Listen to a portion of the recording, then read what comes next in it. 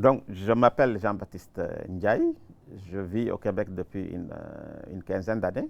J'ai beaucoup évolué dans le milieu de la coopération internationale comme formateur ou comme consultant dans pas mal d'organismes.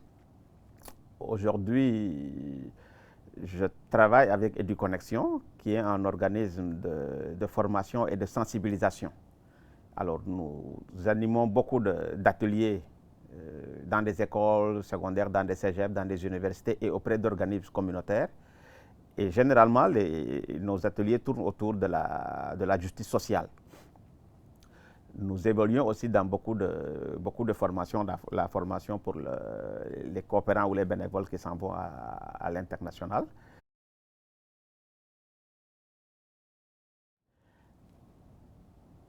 Donc, avant de parler de choc culturel, essayons d'abord de définir un peu c'est quoi une culture. La culture, c'est un ensemble de traits distinctifs qui caractérisent un groupe ou une société. Ce sont des formes de comportement acquises qui sont propres à chaque individu en fonction du milieu culturel dans lequel il a grandi. Alors, quand on choisit de faire une immersion culturelle, c'est-à-dire quand on choisit d'aller vivre dans une autre culture, on s'expose à vivre ce qu'on appelle un choc culturel. Quand on parle de choc culturel ici, on ne parle pas de choc accidentel, mais plutôt de choc provoqué. Donc un choc qui est voulu et un choc auquel on peut se préparer. Le choc culturel est une situation conflictuelle dans laquelle se trouve quelqu'un qui est confronté dans ses valeurs dans une autre culture, c'est-à-dire une culture qui n'est pas la sienne, une culture qui a des façons de penser et d'agir qui sont différentes de ses propres façons de penser et d'agir. Le choc culturel, personne n'est à l'abri du choc culturel. C'est un phénomène qui est juste normal. Quand on quitte sa culture pour aller s'immerger dans une autre, c'est juste normal qu'on ressent un choc culturel. On peut le ressentir quand on quitte le Québec pour aller en Afrique ou en Amérique latine. On peut le ressentir aussi quand on quitte l'Afrique et l'Amérique latine pour arriver au Québec. Donc le phénomène est juste normal. Ce qui serait moins normal, ce serait de rester dans un choc culturel pendant très très très longtemps. Les éléments de différenciation culturelle, c'est-à-dire les éléments qui sont susceptibles de pouvoir provoquer un choc culturel, diffèrent d'une personne à une autre, en fonction des valeurs de chacun. Il peut s'agir du rapport au temps, la conception du temps en fonction d'une société ou d'une autre. Il peut s'agir du rapport aux rôles sociaux, du rapport à l'autorité, du rapport à l'environnement, du rapport à la communication, comment est-ce que chaque communauté communique, ou du rapport à la religion. Donc bref, un ensemble de choses aussi banales les unes que les autres, banales entre guillemets, mais qui sont susceptibles de pouvoir être l'objet d'un choc culturel. Alors, le choc culturel tel qu'il se vit généralement se vit à travers des phases, des phases d'adaptation. La première phase est généralement la phase qu'on appelle la lune de miel, où au début, quand on arrive dans une nouvelle culture, on est très content, tout est beau, tout est rose. Quelque temps après, on se rend compte que tout n'est pas beau, tout n'est pas aussi rose qu'on le pensait, et on rentre dans la phase qu'on appelle généralement la phase de confrontation. On est confronté dans quelque chose, mais on est plutôt confronté dans ses valeurs.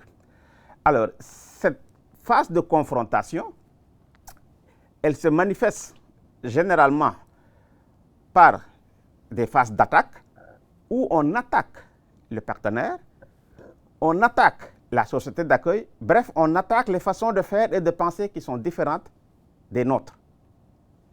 Elle peut se manifester aussi par une sorte de fuite, où on fuit soit dans le travail, on veut juste faire son travail, on ne veut plus rien savoir de tout ce qui se passe autour de nous. Ça peut être aussi une fuite dans une relation personnelle, on développe une relation personnelle avec une personne de la communauté locale, et on pense que c'est la seule personne avec laquelle on est capable de s'entendre. Ou ça peut être une fuite aussi, soit dans l'alcool ou dans la drogue ou whatever, dans toute autre chose.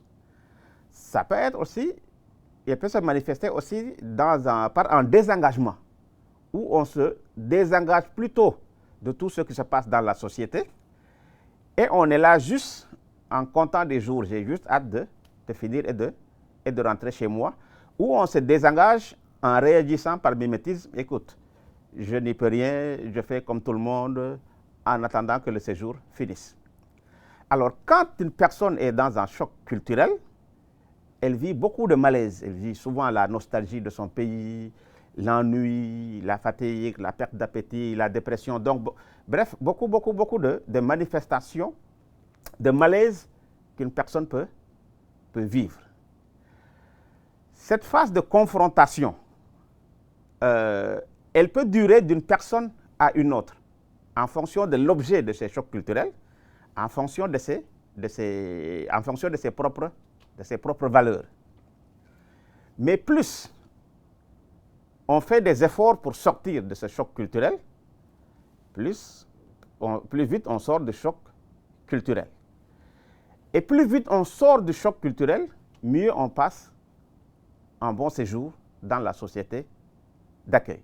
Quelques petites clés pour sortir du choc culturel, c'est identifier les objets de ce choc culturel en fonction de ces valeurs, c'est-à-dire aller interroger ces valeurs propres pour mieux identifier les objets de ces chocs culturels.